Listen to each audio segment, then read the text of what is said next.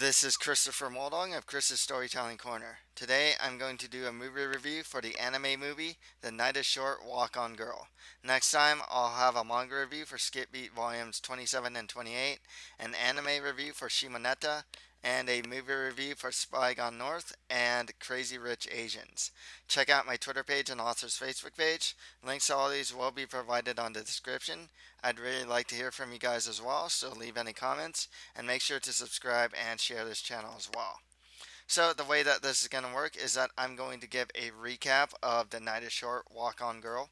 So if you haven't watched it and if you don't want any spoilers, just tell you that we'll have spoilers.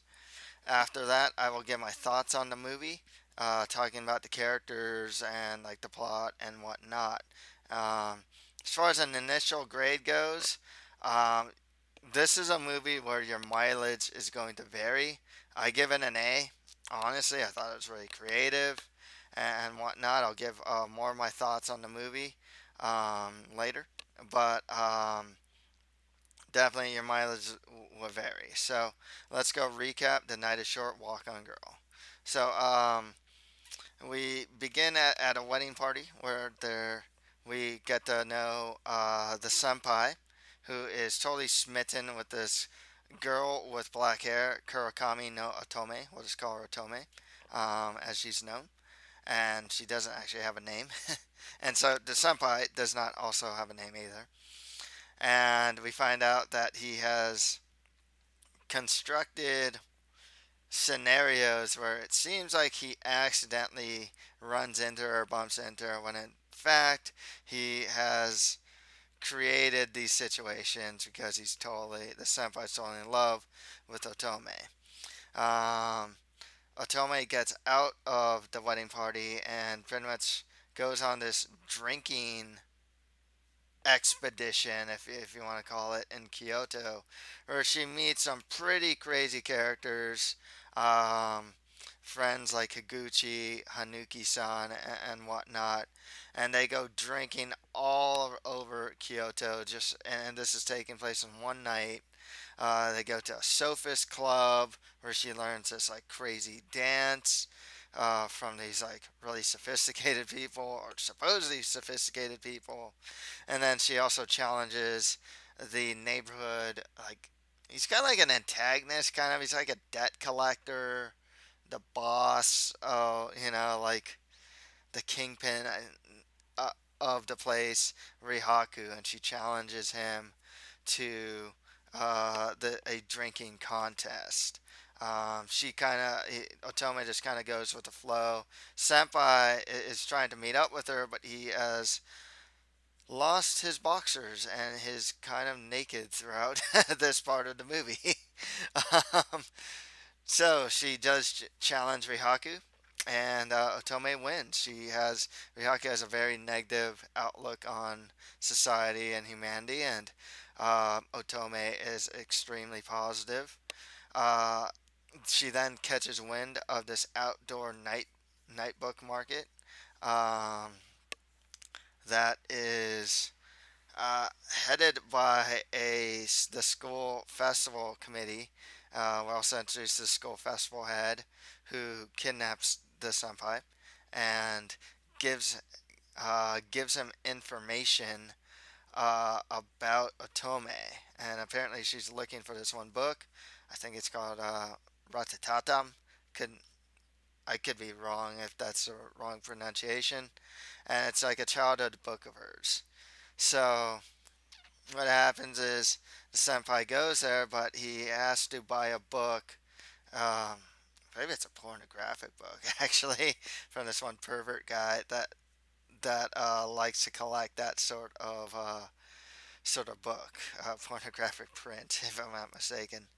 And so what happens? Rihaku has this secret auction where he and the winners more or less just kind of get the book that they want.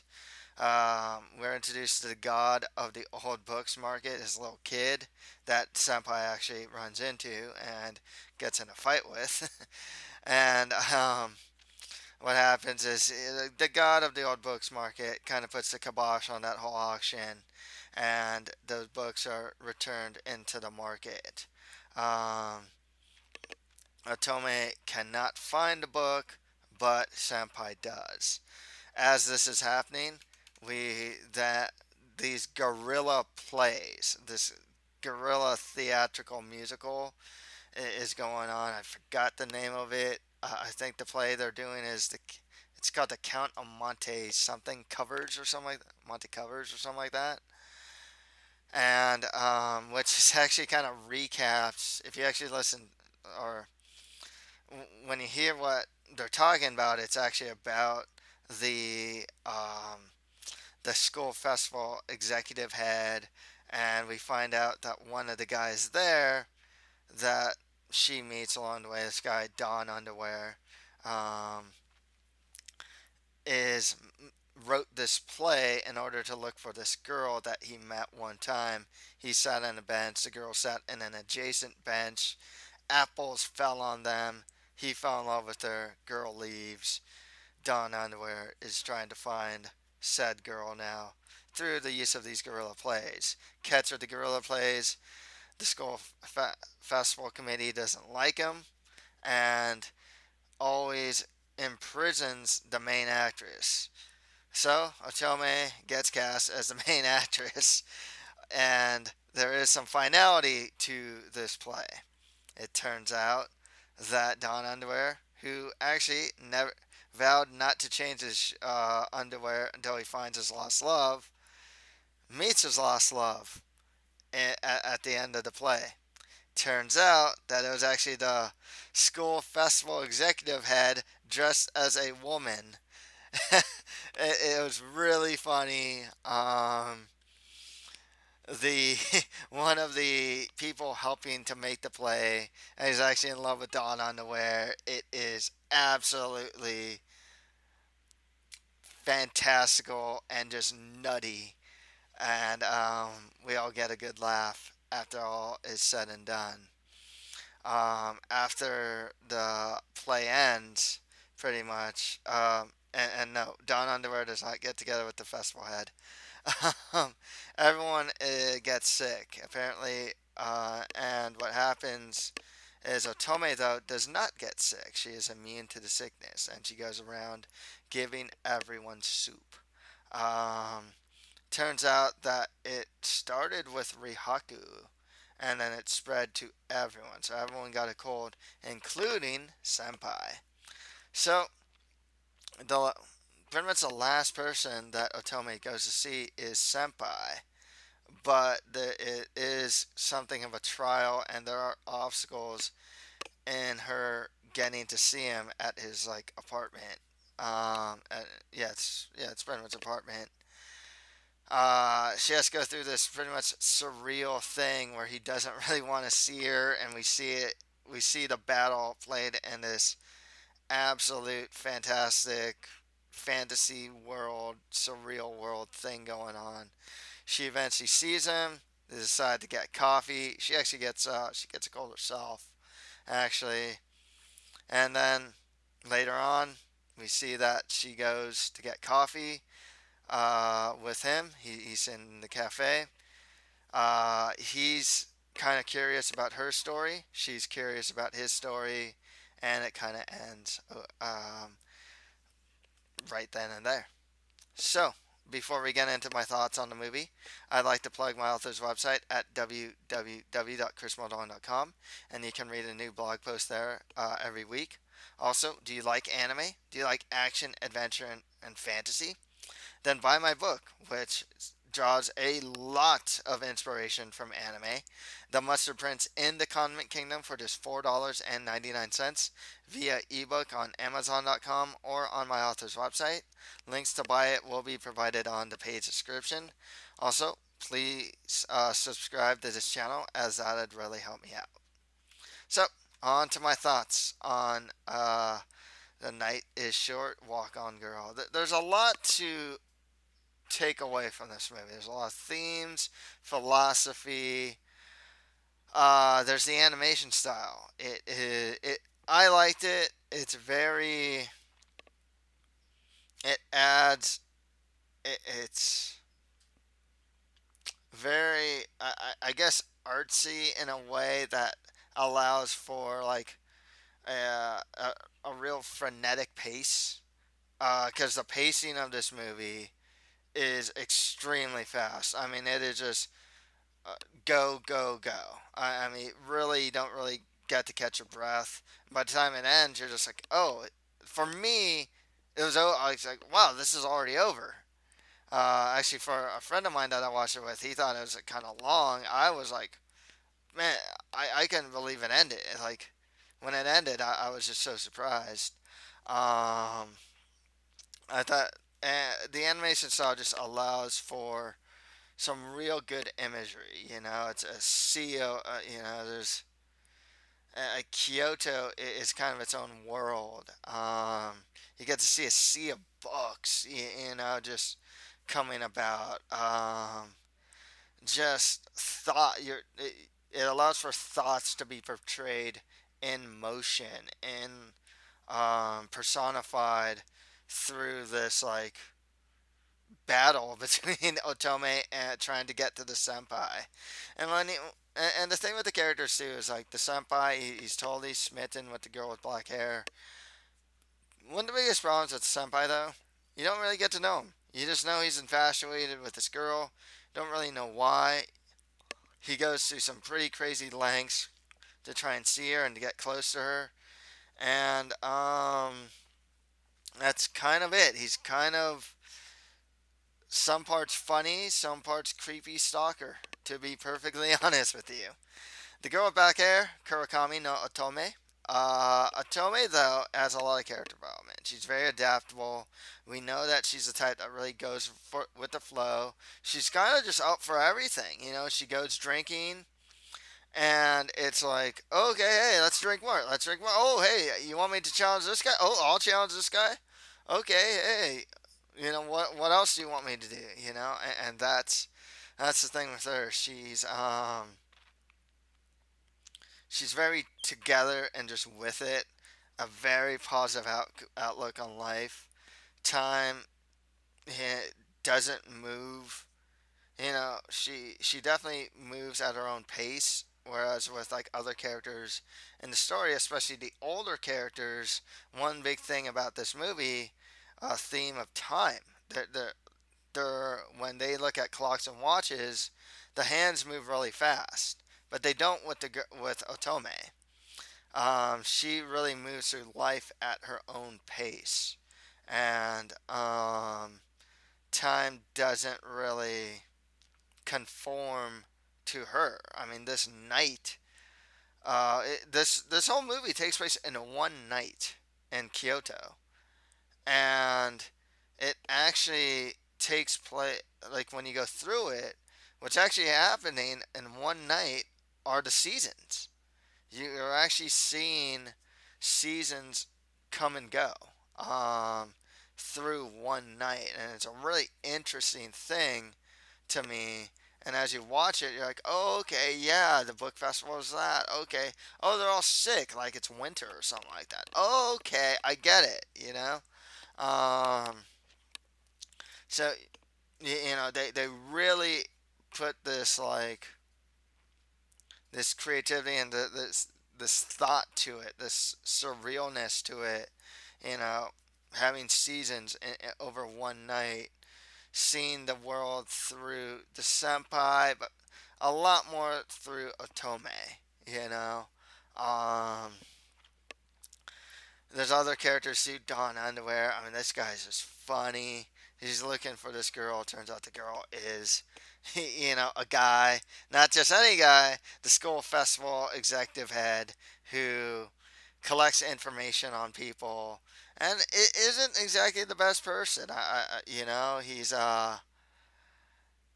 He's not exactly a stand-up character. He's a bit devious, controlling, and whatnot. He definitely wants. He's a bit totalitarian, actually. Um, there's other friends. Apparently, if you watch Tatami, watched like Tatami Galaxy. These are characters from Tatami Galaxy. I'm not familiar with the work myself. And you have a Higuchi who actually says like you can't easily trust those you meet at night, even us. Her other frivolous friend Hanuki-san, who's just like meets a guy and it says let's go drinking, and then all of a sudden they go drinking. Rihaku, who is something of like the antagonist, but everyone's kind of connected to him in some way, and everyone is kind of connected to each other in some way. That's another thing you'll figure out watching this movie, especially through Otome, but everyone else. Has a part in this night that is happening, and you don't really actually know. One thing that's insane about this is like I don't know how deep down the rabbit hole you want to go here, but it's really surreal, and it's this really big alcoholic night. You, you almost have to wonder: is this did this happen? That's the thing, or was it that these characters are so drunk, like the girl Otome, that she just like imagined it through drunkenness or something? Or is this was she drunk the whole time? Like maybe she was drunk the whole time, and is up for anything because their inhibitions are lost and whatnot. Like her like self control is a bit lost and whatnot. Um, you can see it that way too because by the end she's a little more focus. It's like, oh, hey, maybe I love the senpai. Oh, okay, I'm going to go, hey, I'll see the senpai. Oh, it's a battle to see the senpai. It's like, oh, you're going through this, like, thing. Like, at first, everything was all fun and games. And then by the end, it's like it kind of goes down and then kind of goes back up when they get into reality again. So, once again, drinking is a really big part of this movie. Time is a really big part of this movie. Um, just characters and making friends and just kind of having connect how everyone's kind of connected in some way, shape, or form. It's really big from a the god. You even have an Deus Ex Machina character like the god of the old books market who kind of like puts the kibosh, like of this. Like the private auction thing was so separate from the fun of the book market. That like the Deus Ex Machina character has to, okay, I'm putting a kibosh of this. Everyone has to be a part of the book market. You have to look for the book, go through different vendors and whatnot, and keep that connection because you guys are separate from what is going on and um, from what should be right. So even in that sense, um, everything is connected. Um, I really like to play. I thought the play was the thing. It was just so funny. It was definitely like the highlight for me. Uh, Gosh, I just couldn't believe where it went to, how it was presented to us, how it was played out with Don Underwear, the school festival executive head, Otome. You have Senpai, kind of like I think he's like he was like sliding down like these lines, right? Yeah, yeah, to kind of see Otome, and the play had to go on regardless. There's this really weird thing where the play just had to, no matter what happened. I mean, the play must go on, and even though when Don Underwear found out about the school festival, the executive head, he's like, stop, someone stop this. They're actually thinking like, oh, I don't want to go through with this. They're about to kiss actually, and they don't want to go through with this, but like, for the sake of the play, they had to go through with it, and it was absolutely hilarious, surreal. It was just so different. As a musical, and it was that part. What was my favorite part of the movie? Just the gorilla play. Everything about it was real good. The pacing, it moved fast. It's like I said, this is not gonna be everyone's cup of tea. There are some drawbacks. Like I said, you don't know anything about Senpai, and like I said, he can either be a real funny guy or he can be a crazy stalker. And it moves in a way that a lot's happening at once. It's a love story, a philosophical work in a sense, and whatnot. A comedy. It's a lot of different things. Um, I liked it though. Like I said, the creativity, it was just so unique in that sense as well. I personally recommend it. So that's all for today. If you like this, don't forget to subscribe, share, and comment to this channel. Thank you for listening to this movie review. Next time, I will have a manga review for Skip Beat Volumes 27 and 28, an anime review for Shimoneta, and a movie review for The Spy Gone North and Crazy Rich Asians. Thank you, and until next time.